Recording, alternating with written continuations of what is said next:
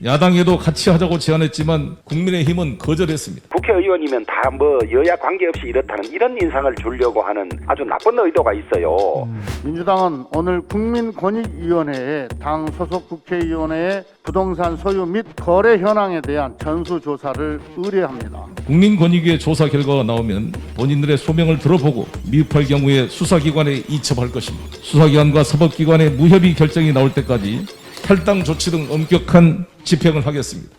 조사단은 개인정보 제공 동의를 바탕으로 국토교통부 등 관계기관을 통해 국회의원 174명 포함 조사 대상 총 816명의 부동산 거래 내역 및 보유 현황을 확보하였습니다.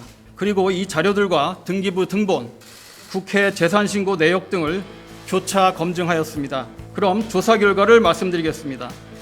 조사를 통해 부동산 거래 및 보유 과정에서 법령 위반 의혹 소지가 있는 사례는 국회의원과 그 가족을 포함한 기준 총 12명, 16건으로 확인되었습니다. 이에 대해서는 수사 필요성 등 판단을 위해 공직자 부동산 투기 범정부 특별수사기구인 정부합동특별수사본부에 송부하였습니다.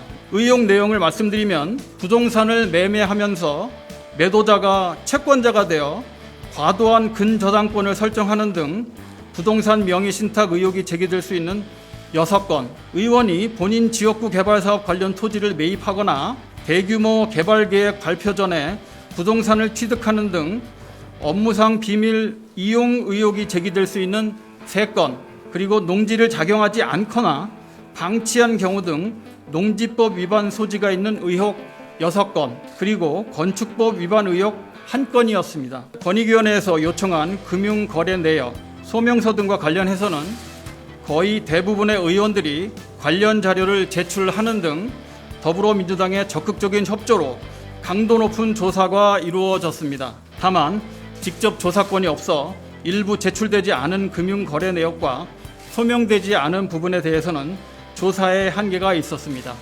그리고 조사 과정에서 정치적 중립과 공정성 확보를 위해 전현희 국민권익위원장은 지난 3월 30일 즉시 사적 이해관계 신고를 하고 본 조사와 관련된 일체의 직무를 회피하였으며 금일 개최된 국민권익위 전원위원회도 위원장을 제외한 13명의 위원이 참여한 가운데 진행되었다는 점을 말씀드립니다.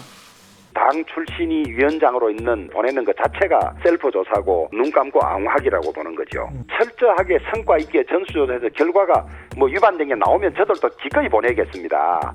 현재 다수의 국회의원이 경찰로부터 부동산 투기 혐의를 받고 있습니다. 국민의힘 정찬민 의원이 용인시장 재임 당시에 주택개발지역 인근 땅을 가족들 명의로 매입해서 시세 차익을 얻은 혐의로 사전 구속영장이 신청됐습니다. 무엇이 두려운 것인지는 모르겠으나 전수조사를 거부할 이유가 전혀 없습니다. 자기들 전수조사에서 밝혀내고 나면 우리는 저절로 할 수밖에 없습니다. 따라서 탈당 조치 등 엄격한 집행을 하겠습니다.